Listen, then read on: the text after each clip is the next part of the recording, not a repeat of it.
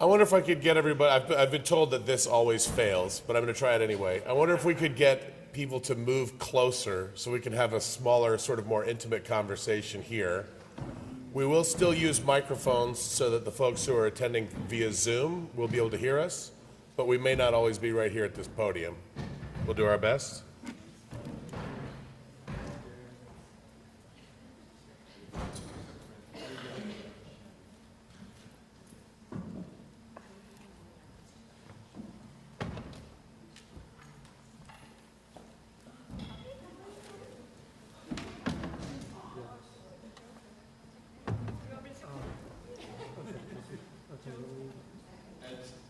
Don't feel like you have to stay in those seats. If you want to come sit on the stage, we can be in a circle, however it is. This feels very much like me talking about you.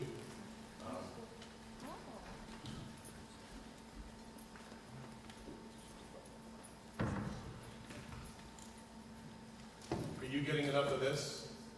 It's okay. It's okay? All right. Just okay. So if you do say something, please just be cognizant of the folks on Zoom and keep it loud and take the microphone, if you will. So in here, we're going to talk about community-based response, a lot of which is not really laid out inside this plan. It is one of the main gaps. There's a lot in here that leans on partnering with Montpelier Alive and Long-Term Recovery Group. There's a lot that the city is not set up to cover. The city cannot do everything, and that's where the really need to step in. So I don't want to give you too much of all the conversations we've had. I would like to open this up and let this be very much an open conversation about how you feel, where you feel the gaps are in the plan, what you think is good about the plan, what else needs to be done.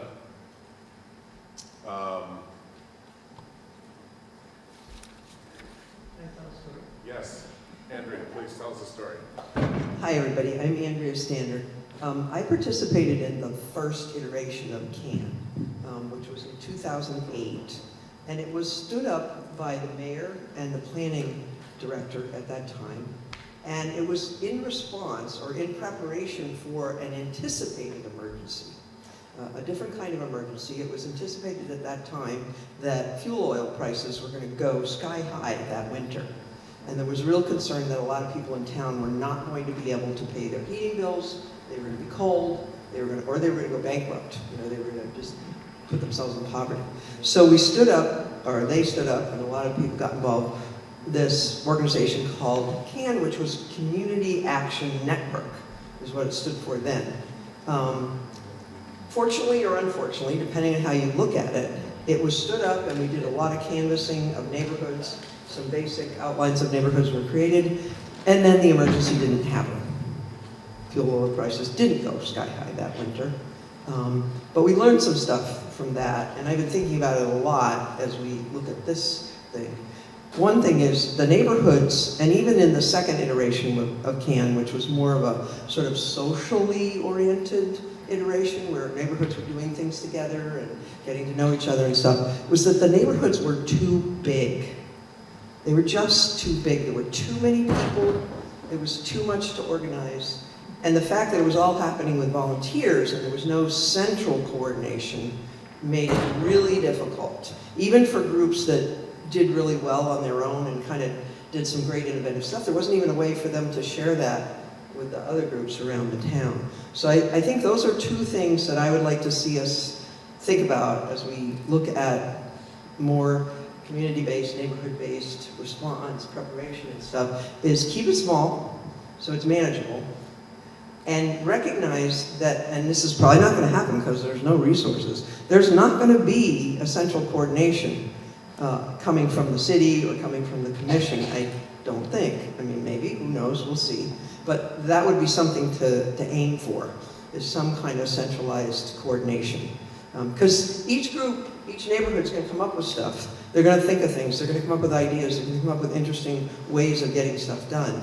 And we ought to be, in this case particularly, because so much could depend on it, we ought to be able to share that around so that if somebody's got a great way of putting together a neighborhood list and utilizing it, then let's make that more universal so that we don't have to keep reinventing the wheel. And I think, particularly in the case of an emergency, we have to move quickly. We have to be able to move fast. And the hardest thing about all this is that we don't know when it's going to come, and we don't know what it's going to be. And that makes it hard to plan. Thank you, Andrea. I'll just respond to one thing. The idea that there's not going to be central sort of coordination either from the city or from the commission, I don't think we know that yet. I think whatever it is that's going to be built is ours to build. And if it needs that, then we'll find a way. I have a question. Does anybody have any recollection of the CAN networks that Andrea was talking about? Were they alive in your neighborhoods? Did you have any experience with them? Would you like to tell us about your experience? I'm Meg Baird, and I live in the North Franklin Main Street area. And I'd say we were active more during the social phase when our neighborhood got together. Some of us every month, someone in the neighborhood gave a lecture, and it was a potluck, so it really was sort of getting to know each other phase. The woman who I think had been involved in the initial phase, she just had gotten burnt out. She didn't even really come to the potluck. She was just so fried from the initial phase. So I think that's one of the things. Is be careful you don't burn out people that do it, because then it falls apart if it's a volunteer thing.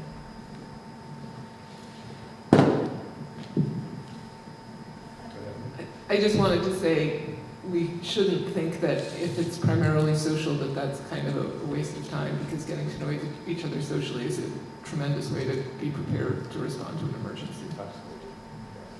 And I just want to encourage everyone to understand that a lot of people aren't savvy. So, sure. So a lot of people are not tech savvy. And even though they might have the equipment, they might not be able to hook into all the messages. So we need alternative ways to contact people. And that might be a neighborhood coordinator. Yeah. Cassandra, did you want to say something? Hold on, wait. Hi, everybody. Thanks. I don't usually speak up at meetings because I'm covering it for Bridge, but I was neighborhood coordinator for CAN. Kind of late in the game, about a year before it fell apart. My experience on Berlin Street was that it was really, really hard to coordinate in that neighborhood.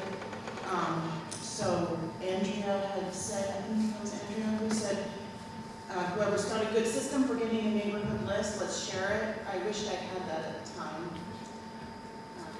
I just want to add that. Oh, I'm sorry. One other thing, if folks don't mind saying your first and last name before you speak, that would really help me in recording.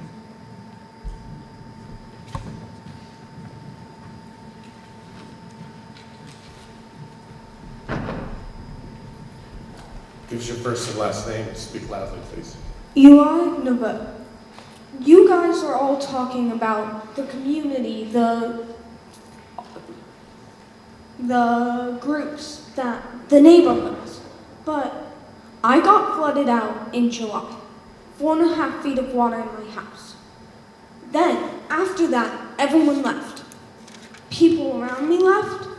There are only 3-4 houses in my area that still have people. And not all of us can actually speak the same language. Multiple families are immigrants. They either speak Spanish or in English a little bit, or they don't speak any English. It's really hard for us to communicate.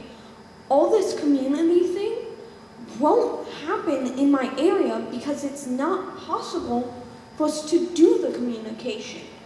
And there's very few of us.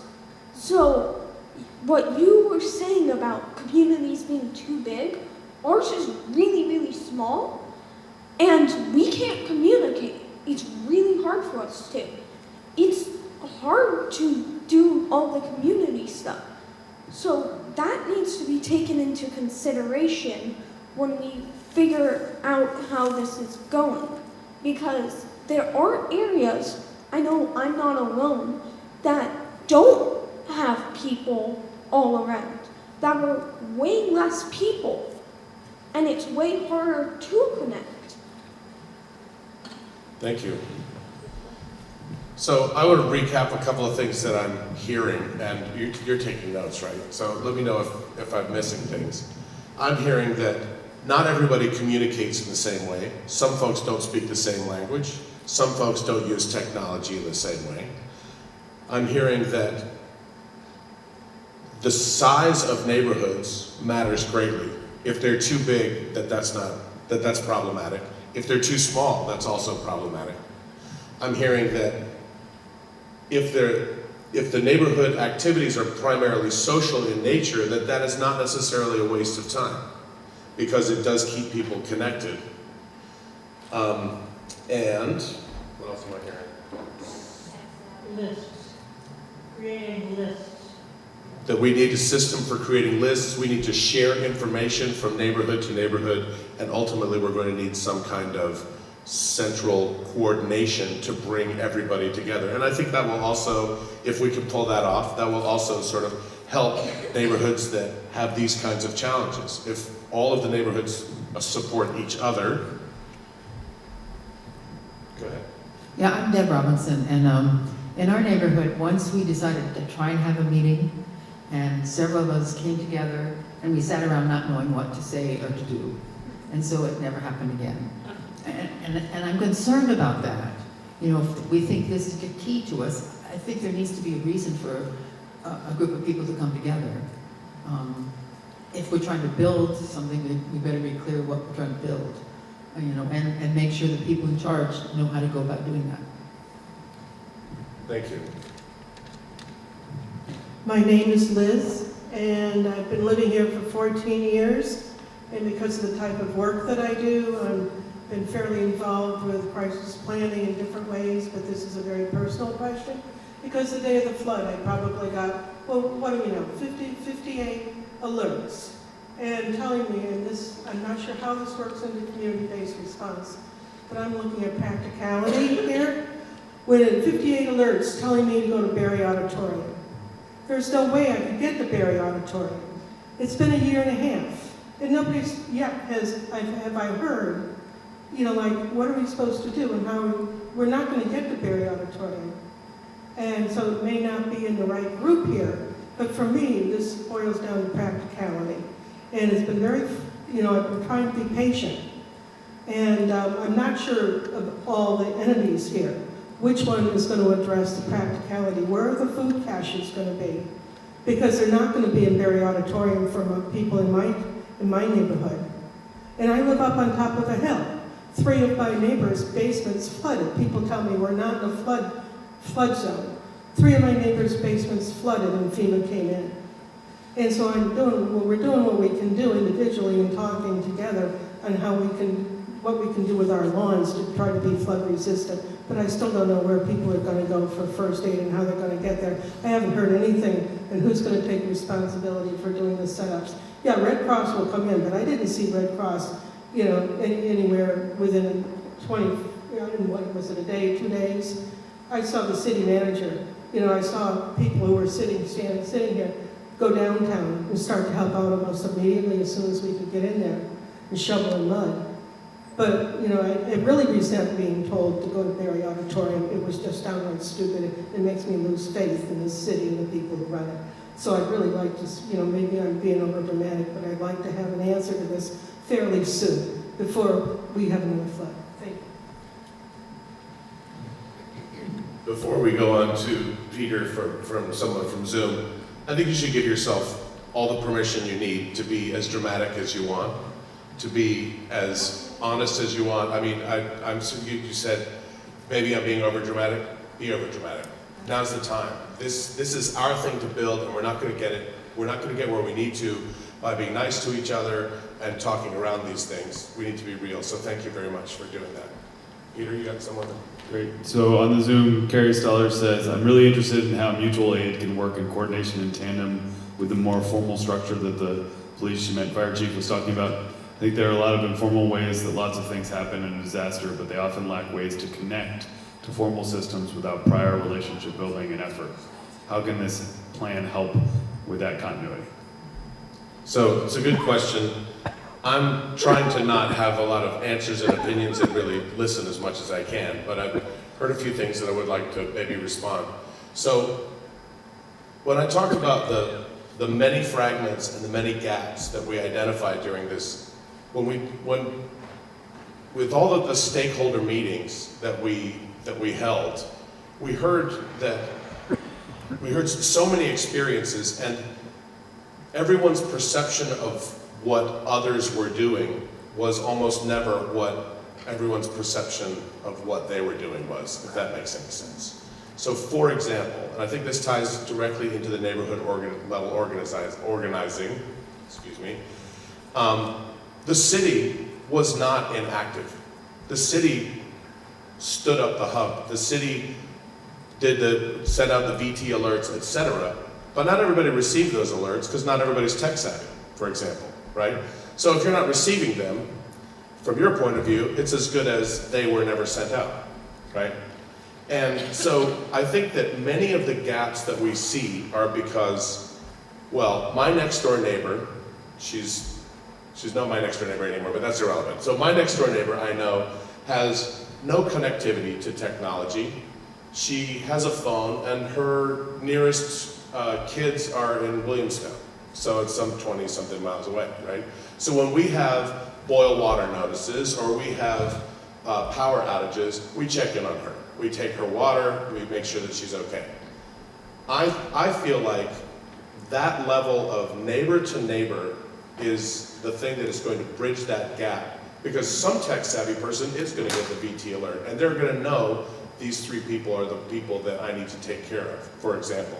And I think that, I don't know what the final structure is. I'm not going to pretend like I've got some plan in my pocket, although I've been obsessing about it for months and months. I'm avoiding that. I do think that through us working together to fill in these kind of details and know who in our right-sized neighborhood needs us, or who can we count on, they're going to help fill the gaps for us that the city is just not equipped to reach every single person with one method. Does that?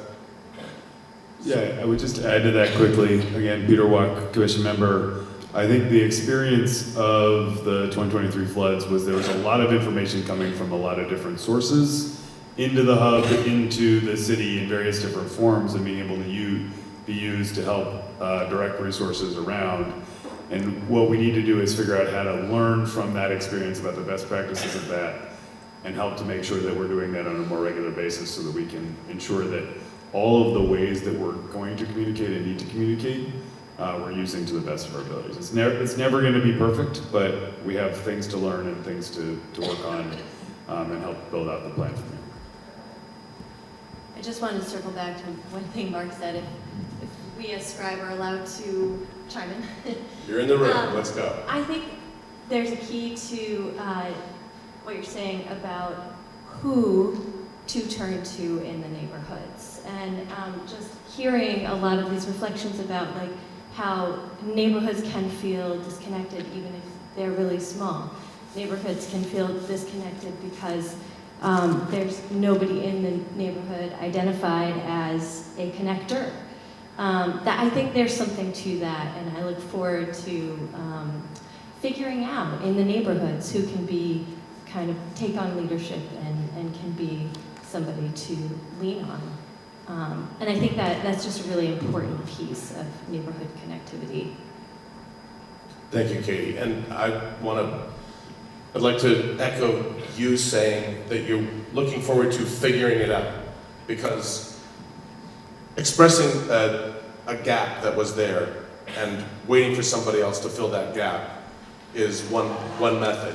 But ultimately, it's going to require action and leadership from everybody in this room to fill those gaps and figure it out for everybody else who's not in this room, or for people who can't be in this room.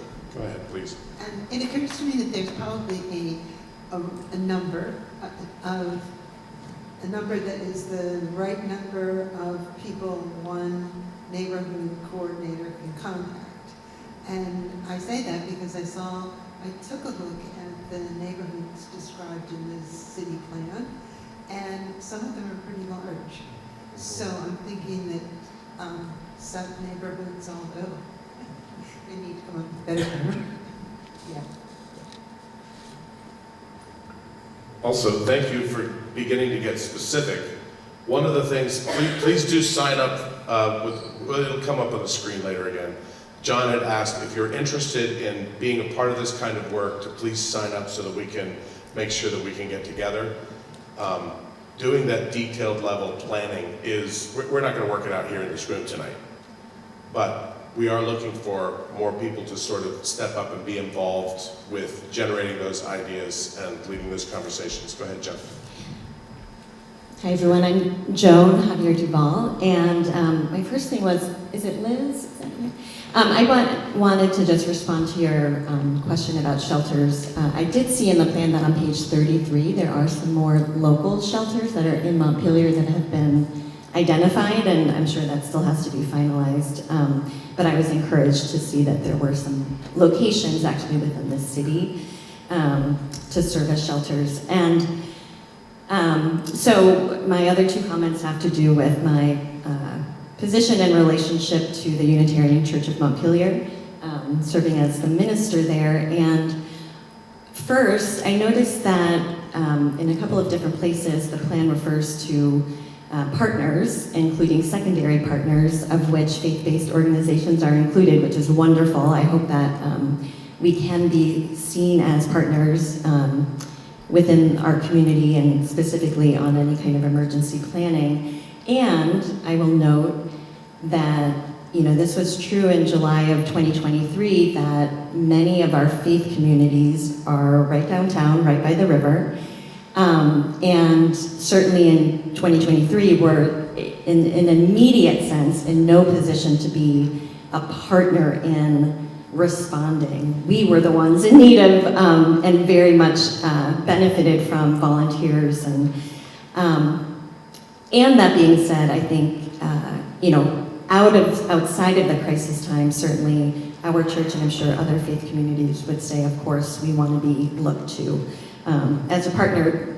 And so my broader comment on that is just being able to look at the plan and really assess the capacity of those organizations that are identified as potential partners, both in terms of the kind of physical vulnerability of these different organizations, as well as staffing capacity, etc.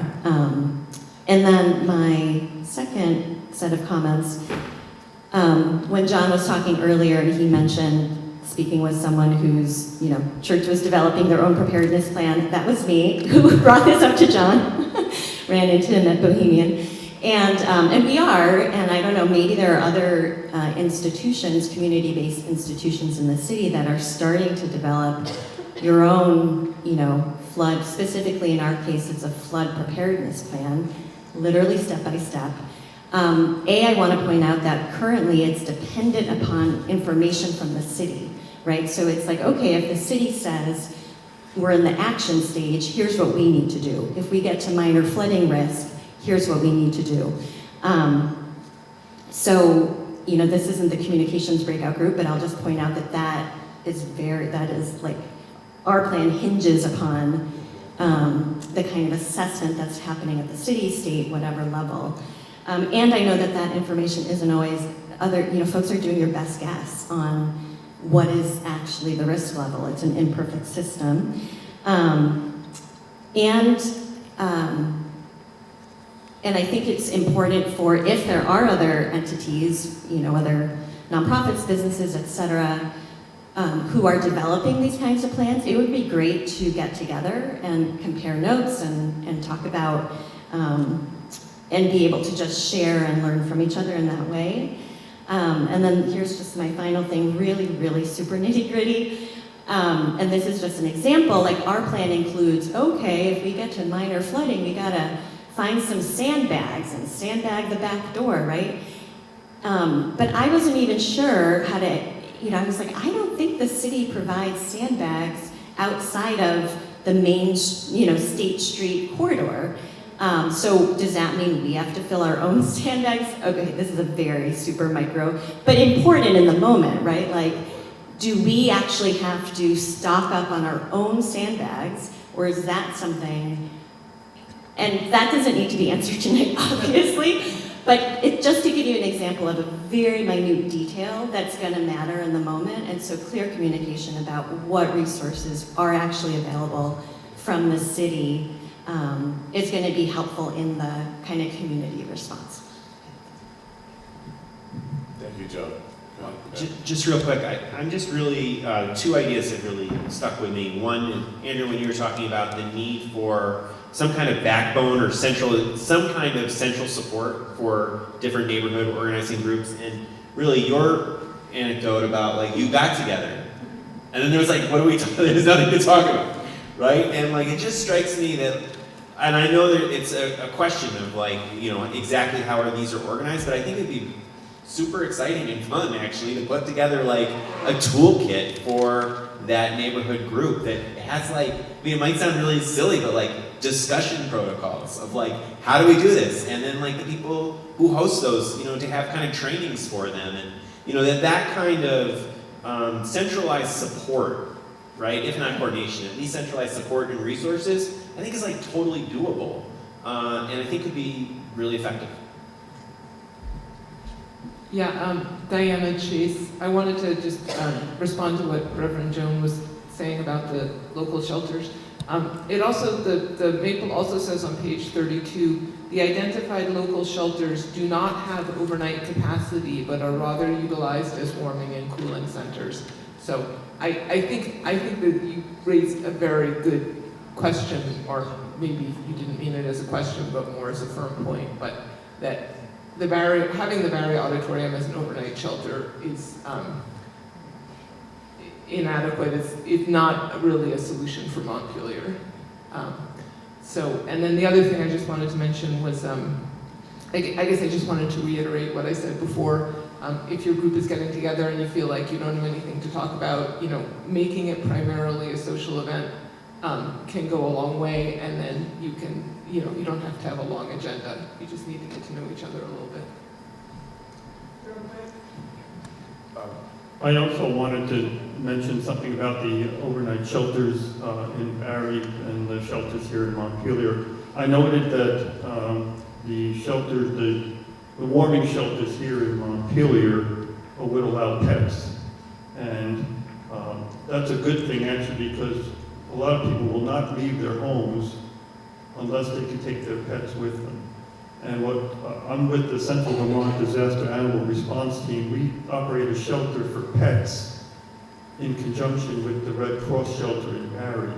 So if someone needs to get to Barry, I think the city should be responsible to get them to these warming shelters first, and then arrange for transportation to Barry. I think setting up a large Red Cross shelter is pretty involved and takes a lot of preparation. I'm not sure Montpelier is ready to take that on, but there's a system already in place for the region, and that's the Barry Auditorium. And what we do with our group, it's a volunteer group, we take your pets and we keep them and take care of them while you're in the shelter, because Red Cross at the present time will not allow pets with their owners in the shelter. So the other thing to remember is that to get FEMA funding, a city, any municipality has to provide a plan for dealing with people and their pets. It happened in Katrina where people would not leave their homes because the pets were not coming along. They wouldn't let the pets come along. So everybody stayed behind, and a lot of people died because of that. And so there's a requirement in law, it's called the PETS Act, P-E-T-S Act, that requires municipalities to make sure that you take care of your pets in your community also if you want to get FEMA funding. I'm not sure how strict they are, but it's a great law. What's the name of that organization you're talking about? Our organization? Yeah. Central. First of all, I'm John Angelashik, I didn't say that. And I'm with the board of the Central Vermont Disaster Animal Response Team. Liz again, and just a heads up, what I've been doing is tracking Asheville, and the responses by people in Asheville and in the Western Mountains there, and now in Florida, because we all may have connections in both of those places. But I'm learning a lot from what they're doing and how they're doing it. And sad to say, Florida's had a lot of experience, and we don't have to reinvent the wheel sometimes, and we can really grow and take some really good information, including not just pets, but people who may have dementia, Alzheimer's, and other challenges like that, is how to prepare them in advance. And you don't have to wait for something to happen. You start the conversation sooner rather than later. But again, I'd highly recommend looking at, say Lake County in Florida, in Central Florida, near Orlando, and what the Red Cross is doing there, and other community-based responses that are happening there, and in the villages, in Leesburg, you may know people up there, and then in Asheville, which is very community-based and has a long tradition in the mountains there of people helping one another, is to really look at the social system there and what they've developed and how they've done it and how they're pulling through with it. So I just want to give a heads up to that, to learning from others. I'm Judy Walk.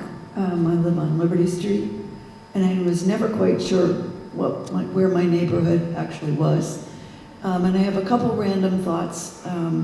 One is that if there are other communities, as Liz was just saying, who have tried some of these things, and somebody's picked up and collected that information. I don't know if your group is starting to look around for examples in other communities and other states, but that seems like a good place to check.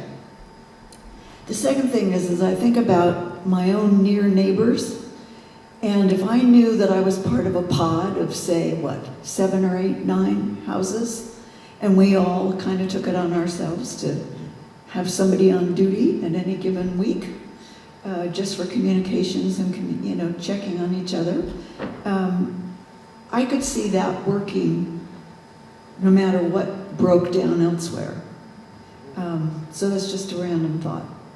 And finally, at what to do at those meetings, if it was social and a chance to have a little, how would we all do it if something bad happened here, and have that conversation and get some creativity going, then it would serve two purposes. And I do think you're hitting on something that it will inevitably be a function of these sort of groups, which is to run the fire drill equivalent of whatever disaster we choose to name for our neighborhood. Where do we meet? How do we rely on each other? But the one thing that you said that I'm really going to hold on to was the idea that if I were in a pod of a small number of houses and we just rotated who was sort of on watch, that seems very doable, and I really like that idea. I'm sort of following up on that same thing, and I borrowed this from the Animal Disaster Response Team. They do a thing called go bags. How many people have heard of a go bag? Okay. So I've heard a lot of stories over the last 2 years of people who suffered greatly for the things that they lost. Either logistically lost in the sense that it made life difficult, like you lost your driver's license, your wallet, your credit cards, etc., or things that were really important to them. The idea of the go bag is it's very personal.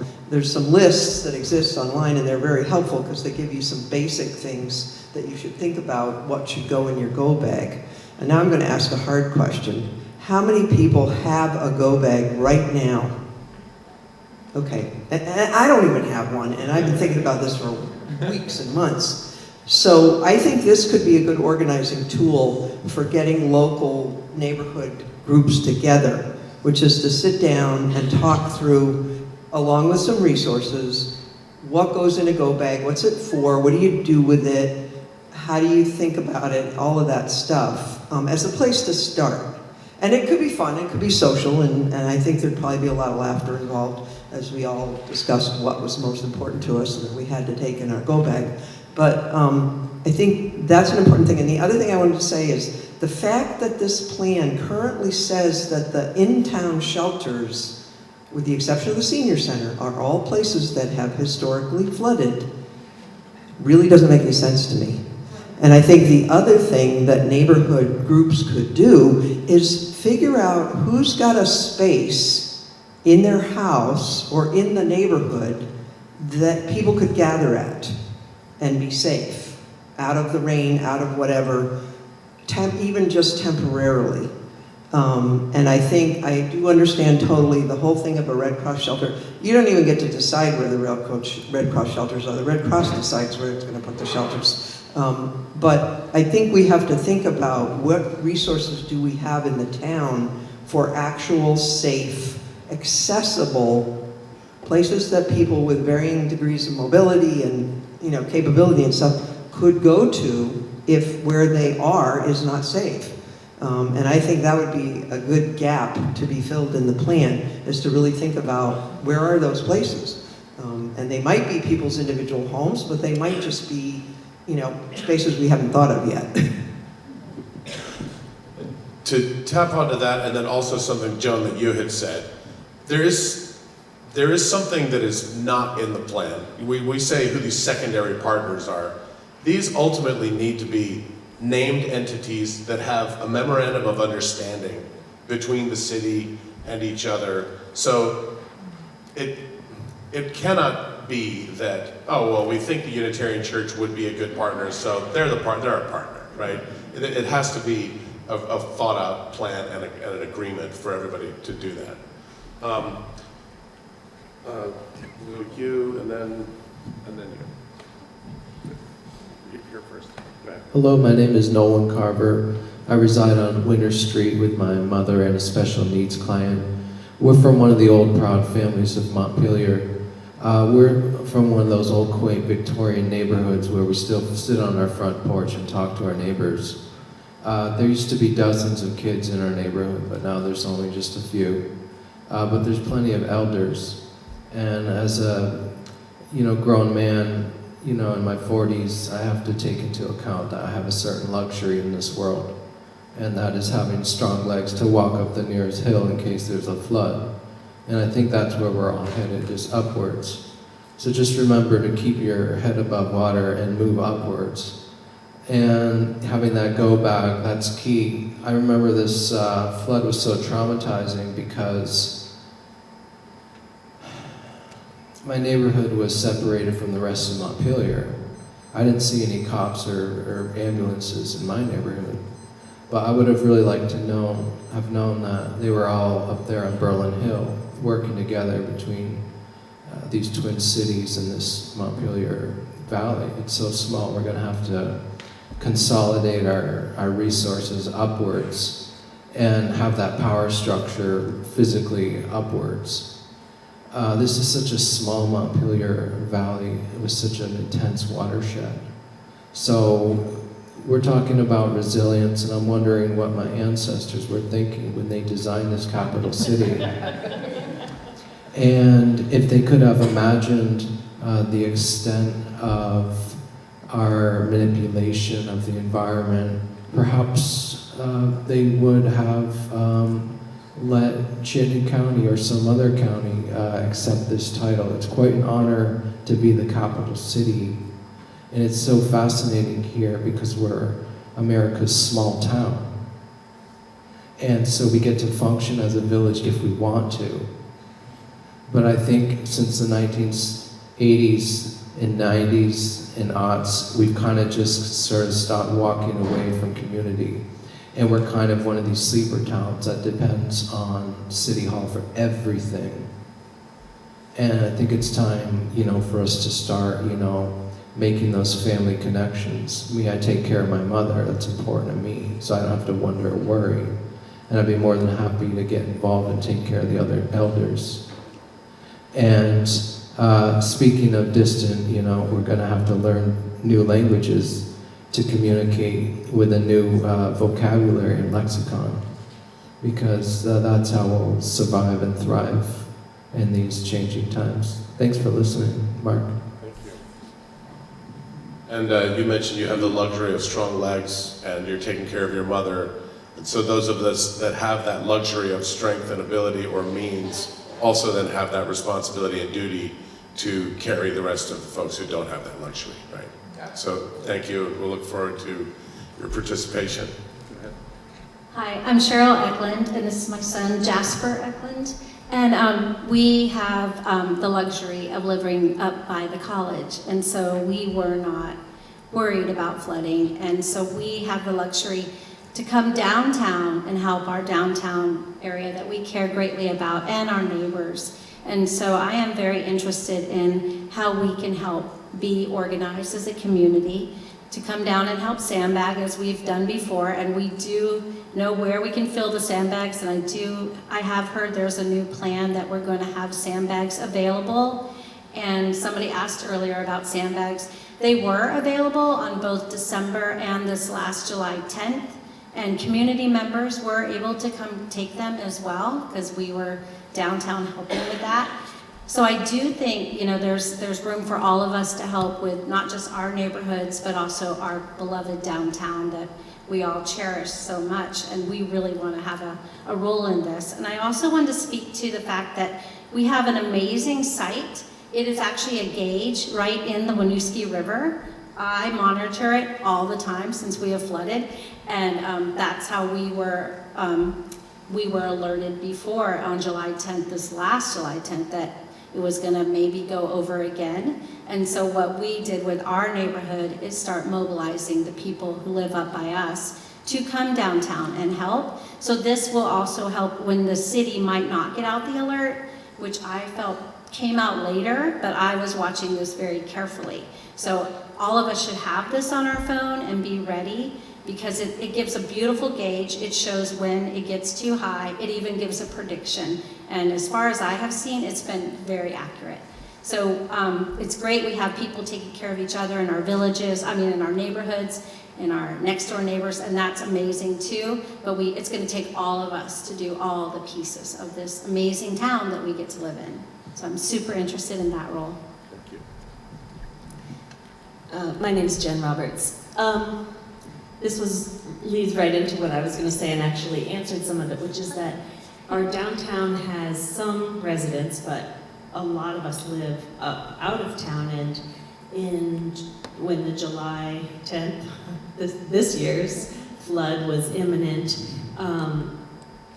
some of us who have businesses in town came back down to help sandbag and find sandbags, which was an issue at the time.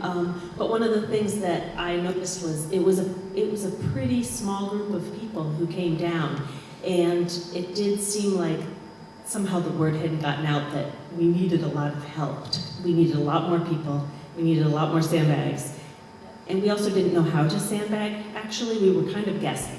And we ended up blocking some doors that people needed to come out of that were residential doors, because we didn't know. We just sandbagged everything, and we didn't even know if we were doing it right. So I think, to build on Cheryl's point, the downtown is common for a lot of us, and I think we do need, maybe as part of our neighborhood group, we could figure out a way to have, a part of our neighborhood response be to go down, the people who can do it, to go downtown and help try to preserve those buildings. Will you say your name and business for Cassandra's? Jen Roberts, my name is Radvers. Case in point, though, the one Microphone. neighborhood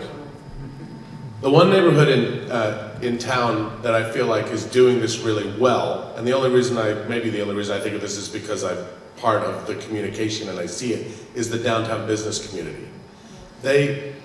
When it starts raining hard, everybody's talking about it, and there's a tremendous amount of support and understanding of what each other need. Would you agree with that statement? Yes, I would say for us the most valuable communication tool, sadly, because I dislike it very much, is a Facebook Messenger, messenger message that is this ongoing thing between businesses. But that's where we went to look for information about, who needs help, who's sandbagging, who couldn't be here tonight because they had to go somewhere. So yeah, I think the downtown business community is very tuned into that, but I do think there's a lot of improvement that could be made on how we communicate and how we communicate with the rest of our community. Yep, I'm very excited to have your leadership Move us forward. Thanks, Mark. This is a quick comment again, Peter Walk, commission member. I like to think about a plan as the first step in the process. If we don't practice this, if we don't exercise this, if we don't figure out what sandbagging looks like in specific buildings and doors and all those things, it won't work. So that's part of the, if you read through the materials about making sure that we have the appropriate amount of emergency operations support from the city and whatnot invested in the process to make sure that we can be successful moving forward. And I would ask, I know there's a lot of focus on flooding right now. It's totally appropriate. However, the reason why that there are warming centers and other things in places that flood is because flood's not always going to be the disaster that we're dealing with. And so City Hall may be a completely appropriate place to gather in that event. So we need to, we're very focused on the crisis du jour. It's normal human being behavior. Let's try to step back and think out what else could be possible and make sure that we're thinking about the ways in which we can support our communities and neighborhoods through whatever disaster may come. So, thanks. Sarah Jarvis, Terrace Street. Just two quick things. One is just that I think there's a lot of capacity in the local business community that is not the core downtown, that is, on the outskirts of Montpelier, but that has, staff that can be mobilized. My company, we gave a lot of people PTO time to do disaster recovery, and so that is just another resource, I guess, to tap into. And then just to continue talking about the shelter location issue, Peter's point is, of course, a good one, that what the shelters are used for depends on the disaster and how useful the location is. But to the point of a flood disaster, the problem is that there's no public space that is not outside of the floodplain. Montpelier doesn't own any property, the city proper doesn't own any property that's outside of the floodplain other than the water treatment plant, which is up the hill, of course, that doesn't have public capacity. So I think it's something we might want to put a plug into the conversation that's happening about the country club property, that as that gets developed, that they think about having some capacity there as an emergency shelter location. Thank you. So we've got about 2 minutes. I think I'll just say a word and wrap it up. Is that where we are, John? 2 minutes, so however you want to. Okay, so if anybody wants to say something, please raise your hand. But I'm very encouraged by what I'm hearing here tonight, partly because the things we're hearing are very much in line with the things that the 4 or 6 or 15 of us are throwing around. So it's a good indication that we're not far off base from what I'm hearing from the community at large, or at least the people who show up in this room tonight. Also, I'm very encouraged by people's recognition that those of us who have the luxury of means are responsible for carrying others. I feel in Montpelier, not just tonight, I've felt it the whole time, that there's a tremendous sense of willingness to show up for our neighbors. And I think that's going to be the thing that makes this work. And I just want to remind everyone that having that willingness to show up is a huge part of it, but that showing up is the main part of it. And what we really need in these next steps are for more people to come forth and raise their hand and say, I would like to be a part of planning how we're going to do these things, how we're going to have go-bag workshops and checklist workshops, how we're going to teach each other how to not sandbag a door and sandbag a door, how we're going to communicate with each other when the waters start to rise and say, all right, everybody, we're meeting at this location. At the moment, we don't have those mechanisms to do that other than ad hoc, I'll text a friend and they say something and maybe a Facebook Messenger post, right? So those are the details that we need to fill in. We're counting on everyone to please sign up, spread the word outside of this room to people who couldn't make it tonight. Please sign up if you're even just curious about what the next steps are. We really need everybody's voices and we really need everybody's legs to carry us up the hill. So thank you very much. Just one last thought. I often Just one last thought. I often wonder about what's going on with the people across the river.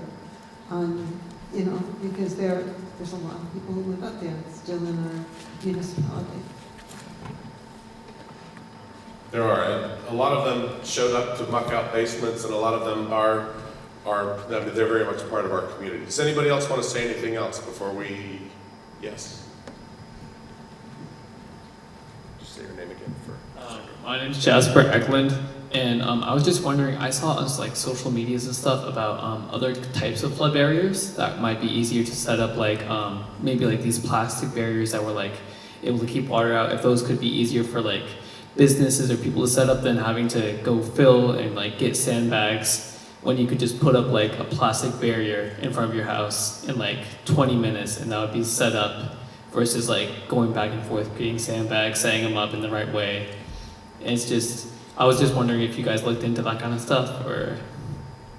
So, have we looked into that specifically? No. I mean, I've seen the same videos that you're talking about, and they do look super cool, but I haven't gone beyond the step of watching the video and suggesting, I mean, there's, no, thank you for that. Anyone else? Should we take a little break, or is everyone coming It'll back? be quick. I think people will be back shortly. So, yeah, a little break. I see people leaving other rooms. Thank you. All right, so we'll take a brief break until everyone comes back. We're going to share amongst the rooms what was said in the other rooms, so that people didn't, in case you missed that. Something else? I just wanted to put a plug in for pet preparedness. There's some brochures on the table for what you need to put aside for your dog or your cat when you have to leave in a hurry, as opposed and putting together a go bag for your animals. So just another plug for the pets. Thank you.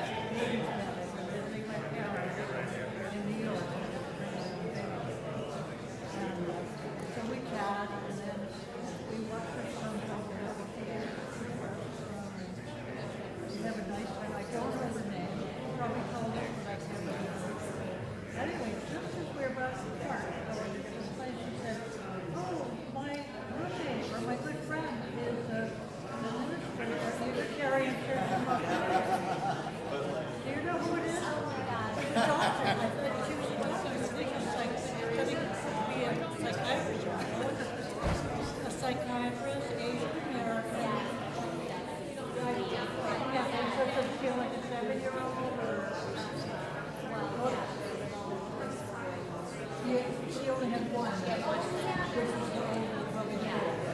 don't remember, I don't know how old, I don't remember. Oh, really? Because we said, oh, we've got to, I don't know. We never got the big one.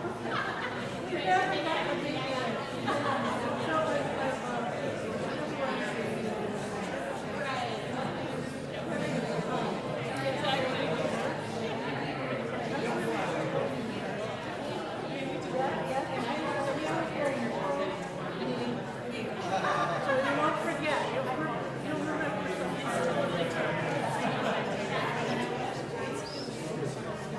yeah. She mentioned somebody, but she didn't know who we were. Probably didn't know our names.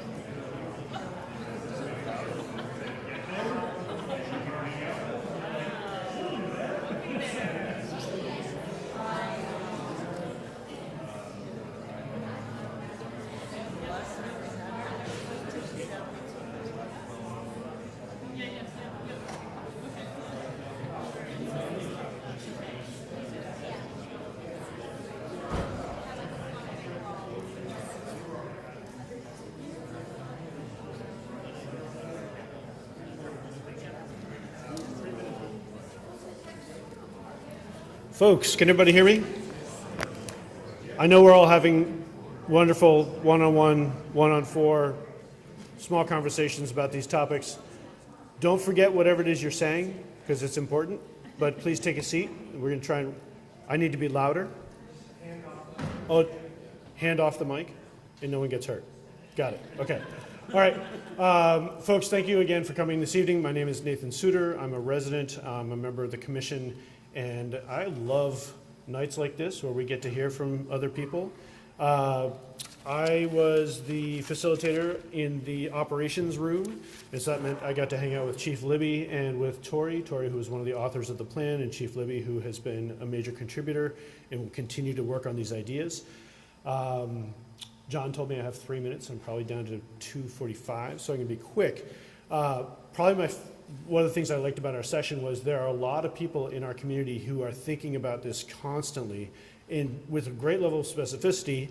And in case we were sort of losing touch and not using enough imagination, we have North Carolina in Asheville as a very concrete example of what could happen in an even more severe flood to remind us that this is quite real. Some of the ideas that I thought were really cool that I just want to highlight, and I'm going to rip through them. They're not organized in themes. We've heard about tracking expenses for FEMA. What about tracking the needs that people are having? We heard about redundancy within both, as we heard in the initial presentation, sort of who's in charge of what about their second in command? And then that's a little bit in tension with one contact, so that if 8 of us need help getting stuff out of the basement of our stores, 8 of us aren't calling 8 different people and asking for help. There's one point of contact who coordinates that. I mentioned the imagination or lack of imagination in North Carolina in the recent storm is a reminder that it could be much worse, and we could have way fewer systems still functioning, and we need to be really cognizant of that. Again, you heard a little bit about shelters in emergencies and the Barry Auditorium and places here in town, and this is one of these areas where the city can control property that the city controls, so the senior center. Well, what about the college? Or what about the middle school? And so I think there may be a role for the commission or some other body to bring a number of people to the table who have control over those spaces and think about whether, in what situations we could use those as shelter. And then it got as specific as, okay, if there are going to be people in the middle school, is there a closet full of, say, water bottles and snacks that might be necessary, because we could be prepared for that. What about an evacuation plan? Back in 1992, apparently the high school students were supposed to evacuate to National Life. That was an ice dam. What about kids in the other schools? What happens if there are literal geographic barriers to that? Back to shelters. Some of the shelter effects are because the Red Cross has been a provider of shelter. And the question is sort of, does the Red Cross need to be the one managing that? Turns out the Red Cross does shelter trainings for people like you and me. You can do it online. And we're going to have to, because that kind of thing is going to have to be stood up by locals. The Red Cross is not coming in like the cavalry. Down to, again, redundancy. If the police operations have moved to another site, but their phone lines don't reach them, so you're trying to get on the phone to call for help because you can see someone in distress. Ideally, that will continue to work. What if those centers of organization don't have power? Again, redundancy. A point that we can have our plan here in Montpelier, but what about networking with regional plans and regional groups? Because anything of any real scale is going to affect communities near us. There are resources from the feds for paying for food and other basic human needs in situations like this. Let's make sure that we can access those funds. English language learners or folks for whom English is not the first language, let's ensure that we have an idea of how to provide translation and interpretation services. There's a great story about back in '92, apparently the city had a system of 3 whistles would mean people on Elm Street should evacuate, and 5 whistles would mean a different neighborhood. So really sort of, almost smoke signals level, like if all the electronics are out, what could still work? And then neighborhood associations that could help check in on neighbors well before an emergency. Mark, have you scanned your documents to the cloud in case everything you own gets wiped out and you still need to have a birth certificate? So we could all check on each other well in advance of emergencies. Okay, thank you for those contributions, and I'm handing it off to Ricardo.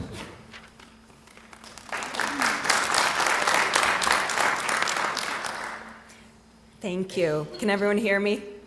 All right, so I was part of the communications portion of the plan, and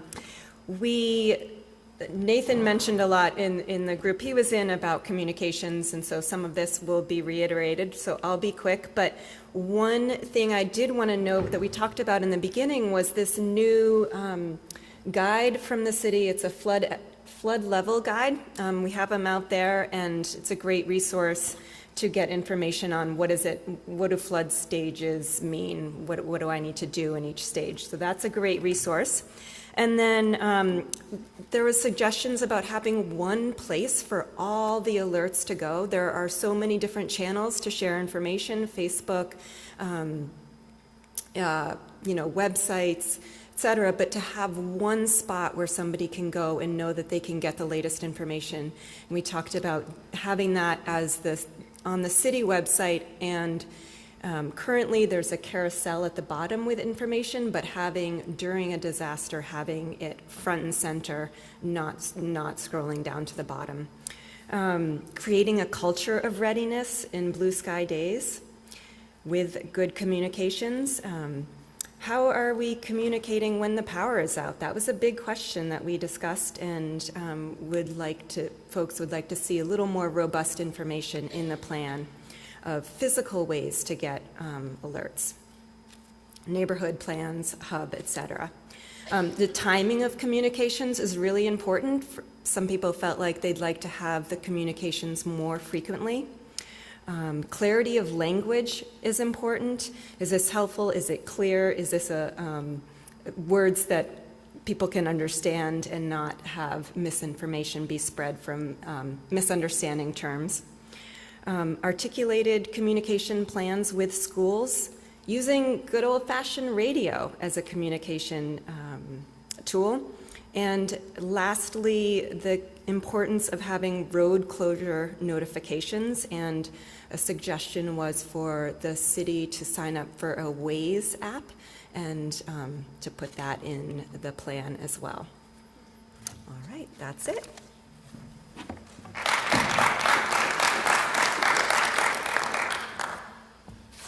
Our group talked about community level organizing, and some of the themes that came up were that it will be very important for us to determine the size of what a neighborhood means, and the number of neighborhoods is very critical. If they're too big, that's no good. If they're too small, it's also not good. So how we define those neighborhoods is going to be really critical. We also talked about shelters. There was a lot of discussion about the shelters. I'm not sure that that's inside the control of the neighborhood level organizing, but it was an important part. We recognize that there is going to need to be some form of central organization or leadership, regardless of how many neighborhoods there are and how the smaller blocks are organized. And one of the key functions that the neighborhood level organizing will serve is to fill in those communication gaps, whether it's for people who don't communicate with the same language, don't use the same types of technology, aren't able to receive messages in whatever method VT Alert gets them to them, that neighbors helping neighbors and neighbors knowing which neighbors need help is going to be really critical for that. And then the last thing I'll say is that something that I said to the group at the end, which was that I was really encouraged by the conversations that we had, because one, what we're hearing people say we need from the community outside of the commission is in line with the conversations we're having inside the commission. So it's sort of affirming that we're not way off base, that we're part of this community, and that we basically understand what it is that we need as a community. And two, I want to leave us with this idea that was brought up by a young man. I say he's young because he's younger than me, who said he has the luxury of having strong legs that he can use to walk uphill to get away from whatever it is. And I think we all agreed as a group that it is incumbent on those who have the luxury of strong legs to carry the rest of us who don't have that same luxury uphill with us. I think that's it. That's all we do. Anything I missed there, Katie? John, do you want to close us out? Ben Doyle is going to close out. I want to thank everybody for coming. This was a really terrific night. I'll be very brief. Thank you, everybody. Thanks to the folks that facilitated those conversations or reported out. I have just a couple other thank yous that I want to say thanks to. I'm just looking at the city staff that worked a really long day and are here tonight. And I want to just say that, look, we really appreciate it. All that you do every day, and what you're doing today, what you've done for us, and what you will do. And I just want to acknowledge all of you. I want to thank the commission members, too. You know, I can't tell you how many times we've had these like ridiculous 3-hour-long meetings, and people walk out of there and say, actually, I'm more energized after the meeting than I was before the meeting, which doesn't happen often. They're a really wonderful group of inspired people that are working really hard. But most of all, I want to just thank all of you that came out, all of you that are on Zoom, all that are here in the room tonight. You showed up for community the day after the flood, and you're showing up for your community now with that kind of same spirit. And in that spirit, here's the sign-up sheet. There's more in the back. You can, we all had heard incredible ideas tonight. Let's put them into action, and let's make sure that those ideas are represented in the plan.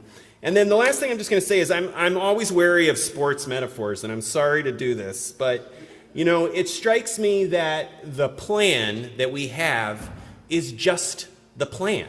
It's the game plan.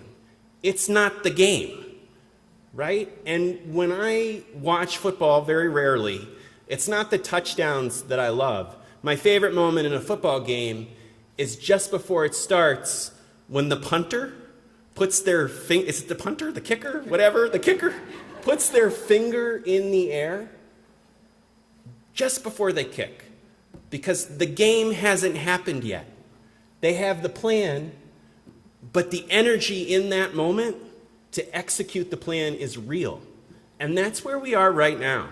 We have a plan, it needs work. This isn't a game, this is real, but the finger's in the air and it's like, let's go. Let's go do it. So that's my sports metaphor. Thanks so much for coming out and for your hard work.